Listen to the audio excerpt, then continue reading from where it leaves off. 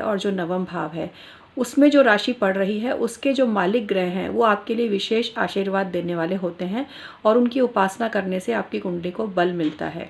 लेकिन जो इष्ट देव हैं उनको पहचानने का सबसे सीधा सरल तरीका ये है कि आप अपने बचपन पर दृष्टिपात करें और ये देखें कि बचपन से ही आपको कौन से भगवान अच्छे लगते हैं जिनकी आपकी दिल से पूजा करने की इच्छा होती है। बस वही आपके इष्ट देव हैं। सभी परमात्मा एक हैं और वो अलग अलग स्वरूपों में विद्यमान हैं। कुल मिला के उसका जो हमारा मूल भाव होता है वो हमारा भक्ति होता है। चाहे कोई माता जी की पूजा करे, चाहे श्री राम जी की पूजा करे, कृष्ण जी की पूजा करे, अलग अलग स्वरूप तो हैं परमात्मा के, लेकिन इनके मूल में जो भाव है वो भक्ति ही है। और भक्ति किसी भी परमात्मा के प्रति जब आप प्रकट करते हो तो आपके अंदर पॉजिटिविटी क्रिएट होती है। चलिए आज मैं आपको बताती हूँ कि आपकी जो लग्न चार्ट है उसके हिसाब से आपके इष्ट देव कौन हैं। पहला तरीका तो मैं बता ही चुकी हूँ आपको कि जिनके मन में सहज रूप से आपके अंदर भक्ति पैदा हो वही आपके इष्ट देव बन गए पहले नंबर के। तो इसके अलावा आपकी कुंडली के हिसाब से भी आप जान सकते हैं कि किस परमात्मा की भक्ति आपके लिए विशेष फलीभूत है। यहाँ मैं एक बात आपको और बोलूँगी कि मान लीजिए बचपन से किसी परमात्मा के प्रति आपके मन में अगाध श्रद्धा है और आप उनकी भक्ति करते आ रहे हैं। अब आज आप इस वीडियो को देखने के बाद ये समझे कि आपका इष्ट देव कोई और है तो क्या आप उनकी भक्ति छोड़ देंगे? नहीं छोड़ेंगे ना। तो यहाँ मैं आपको यही कह रही हूँ कि ये सिर्फ आपको एक हेल्पिंग साइड में हेल्प की दृष्टि से इस वीडियो को लीजिए। जिनकी आप बचपन से भक्ति करते आ रहे हैं ये मान के चलिए कि वो इष्ट देव तो आपके हैं ही, लेकिन कुंडली के हिसाब से यदि आपको पता चल जाता है कि आपके इष्ट देव ये पर्टिकुलर भगवान हैं तो उनकी भी साइड में आप उपासना विशेष प्रारंभ कर दीजिए अगर आप नहीं करते आ रहे अब तक तो इससे आपको ज़्यादा भी अच्छे रिजल्ट मिलेंगे। और जिनकी भक्ति आप कर रहे हैं वो तो करते ही रहिए। भक्ति कोई ऐसी बदलने वाली चीज़ नहीं है कि पहले किसी और की करते थे अब किसी और की करने लग जाओ। जिनके पहले करते थे उनकी तो करते ही रहो, साइड में साथ में मतलब उनके समान ही उनकी भक्ति भी करो। अगर जो इस वीडियो को देखकर आपको कुछ समझ में आती है बात तो आइए मेष से लेके मीन लग्न तक आपको बताती हूँ कि आपको किन का इष्ट है। ग्रह के हिसाब से भी बताती हूँ और भगवान के हिसाब से भी बताती हूँ। मेष लग्न वालों को हनुमान जी का इष्ट होता है। इसके अलावा सूर्य देव की उपासना विशेष फलदायी होती है। अगली वीडियो में बताऊंगी कौन सी पुस्तक भी आपको अपनी लग्न के हिसाब से डेली पढ़नी चाहिए।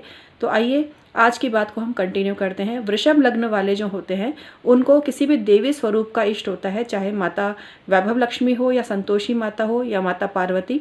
आपको किसी स्त्री देवता की उपासना विशेष फलदायी होती है। इसके अलावा शनि देव और बुध देव की पूजा भी आपके लिए विशेष फलदायी होती है। मिथुन लग्न वाले जो होते हैं उनके लिए भगवान श्री हरि विष्णु की उपासना विशेष फलदायी होती है और भगवान श्री हरि विष्णु और माता लक्ष्मी का इष्ट उनको होता है। इसके अलावा वो बुध देव की उपासना भी कर सकते हैं और शुक्र देव की उपासना भी कर सकते हैं।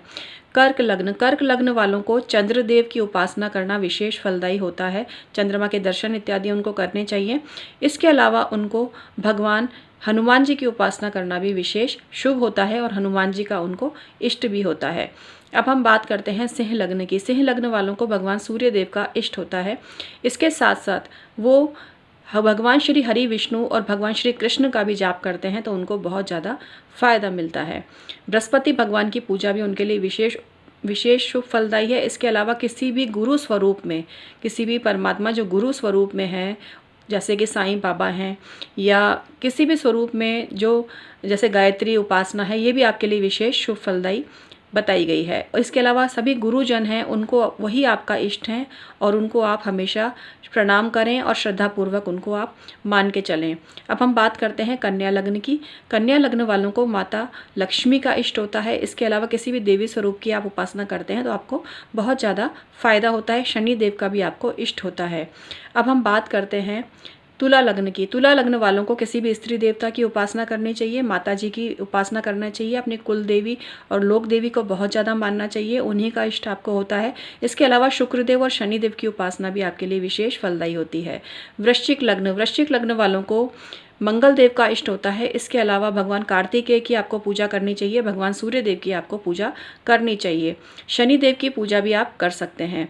अब हम बात करते हैं धनु लग्न की। धनु लग्न वालों को भगवान श्री हरि विष्णु का जाप करना चाहिए। इसके अलावा सूर्य देव का आपको इष्ट होता है और मंगल देव की उपासना भी आपको करनी चाहिए। अब हम बात करते हैं मकर लग्न की। मकर लग्न वालों को माता कात्यायनी की पूजा करनी चाहिए। माता कात्यायनी और माता सरस्वती का इष्ट आपको होता है। अब हम बात करते हैं कुंभ लग्न वालों की, कुंभ लग्न वालों को भी किसी भी स्त्री देवता की उपासना करनी चाहिए। इसके अलावा शनि और शुक्र देव भी आपके इष्ट माने गए हैं। अब हम बात करते हैं मीन लग्न वालों की।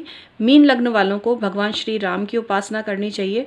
भगवान श्री कृष्ण की उपासना करना भी उनको विशेष फलदायी होता है। इसके अलावा बृहस्पति देव और मंगल देव की भी उपासना उन्हें करनी चाहिए।